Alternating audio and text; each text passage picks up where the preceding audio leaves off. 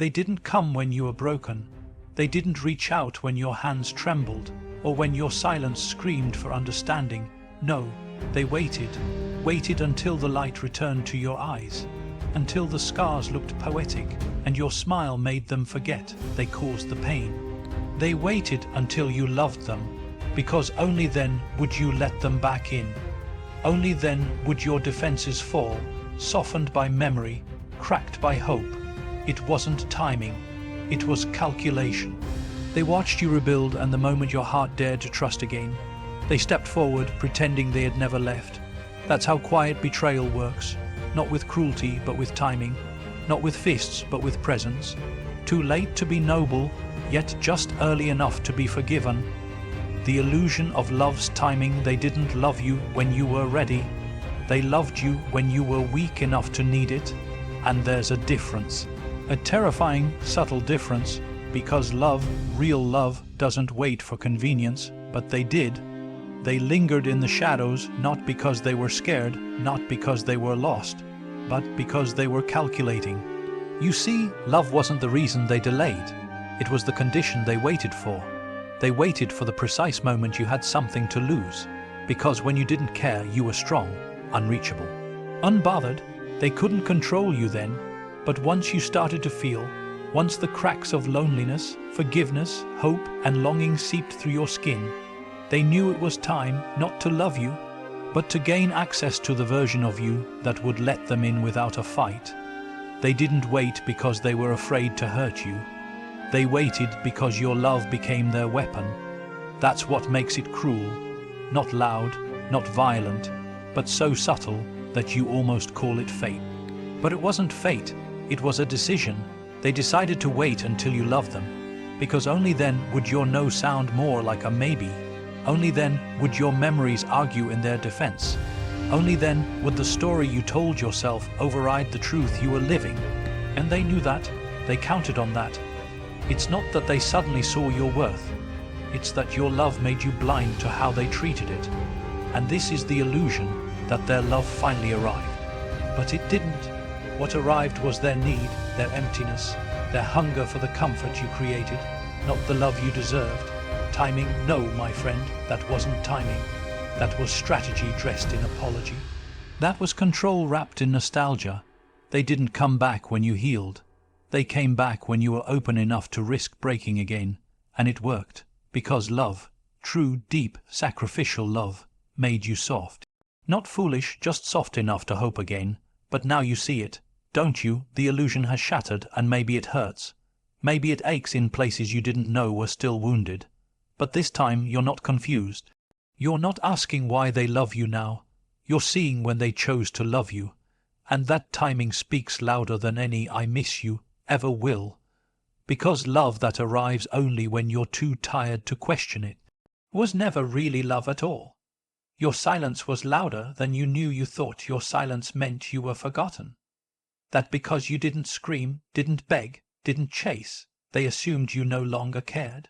But that's not what silence does. Silence terrifies people who know they've hurt you. It echoes louder than confrontation, because silence leaves room for consequences. And so they watched. Even from a distance, they watched. Quietly, secretly, studying the way you carried yourself in your solitude, wondering if you'd shatter, or worse, if you'd rebuild. Because when someone loses access to your voice, your affection, your presence, they panic, but they won't show it. They'll call it space or pride or healing. But the truth is, they were waiting. Waiting to see if your silence would hold. Waiting to see if you'd miss them enough to break it. And when you didn't, when days turned to weeks, and your heart didn't send breadcrumbs of attention, that's when it hit them. You were growing without them. And that growth, that stillness, that quiet composure, it made them uncomfortable. Because silence is where your power began returning. It's where your dignity started breathing again. And they felt it, not in words, but in absence. Because your silence wasn't empty. It was full. Full of boundaries they never thought you'd have. Full of restraint they never believed you'd master. You see, they remembered the version of you who explained everything, who over-apologized, who stayed even when you were bleeding inside. But now you are gone, not dramatically, but entirely, and in that space where your voice used to be, they heard everything they once ignored. Your silence made them listen in a way your words never could. That's what they were waiting for, not a sign of hatred, but a sign of softness returning, not a door slammed shut, but a crack in the window. They waited until your silence looked more like sadness than strength, because that's when they thought they could step back in under the disguise of concern, under the excuse of time. But don't be fooled. People who love you don't fear your silence. They fill it. They don't wait for the storm to pass before reaching for you. They walk through it with you. These people, they waited until your quiet became a question mark, and then they answered it, not with love but with their presence, temporary, hesitant, calculated. But by then, you had learned something they never wanted you to realize, that your silence wasn't a void to be filled. It was a wall you chose not to open again, because sometimes healing doesn't announce itself. It just walks away, quietly, completely, and that silence, that's what they feared most. They love the light after they're done with the shadows. It's strange, isn't it? How they disappear when you're drowning, but reappear the moment you start to breathe again. When you were struggling, they turned away, distracted, distant, suddenly busy.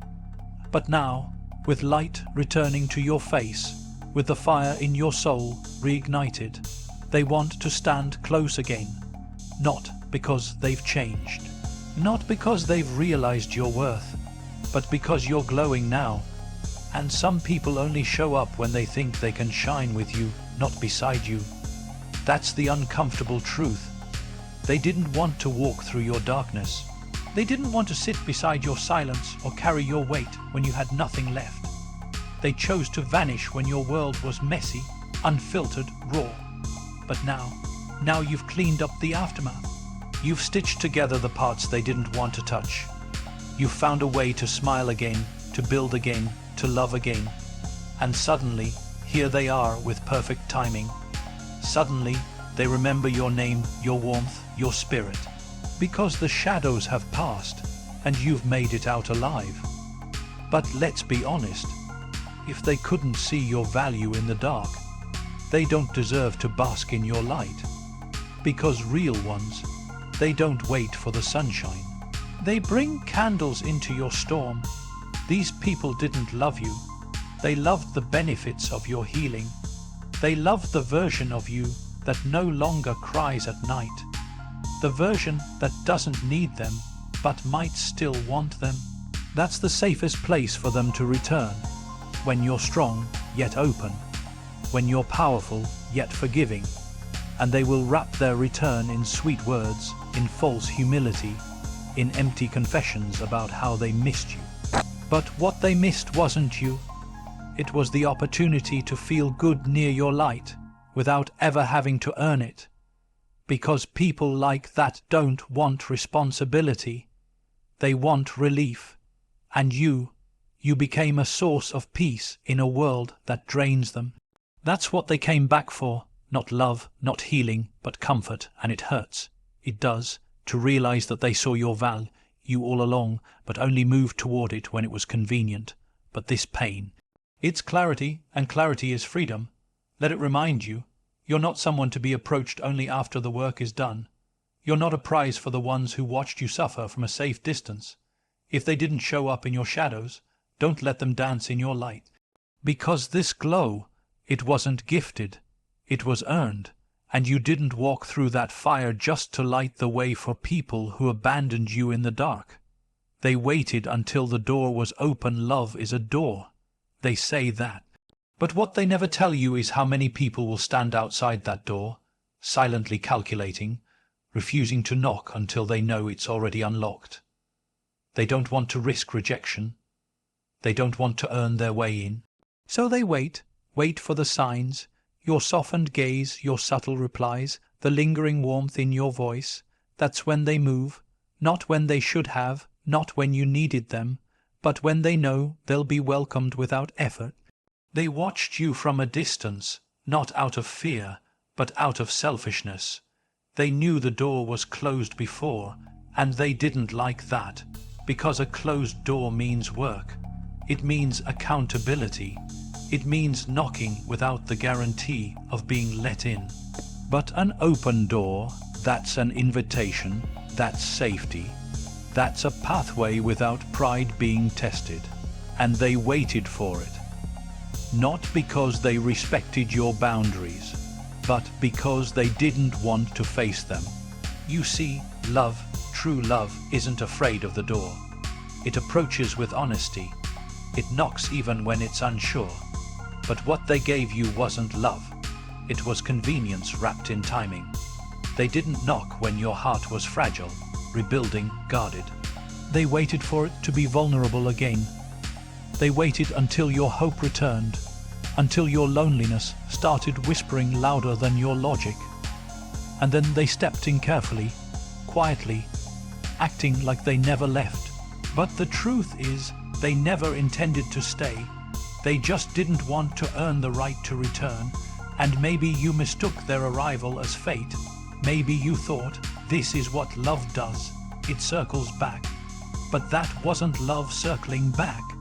That was someone waiting for the emotional weather to be clear before they took a single step forward. They didn't want to risk your anger. They didn't want to face your strength. They wanted the version of you who second guesses their boundaries. The one who opens the door wide not because they're ready, but because they're tired. But you're not that person anymore. You know what it means now, don't you? To open the door because it feels right, not because someone stood outside long enough. You learned that love doesn't wait for doors to open, it knocks. It respects, it risks, and anything less than that.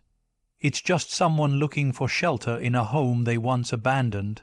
So close the door again, not out of revenge, but out of reverence for your peace. Because if they couldn't knock when you were healing, they don't deserve to walk in now that you're whole.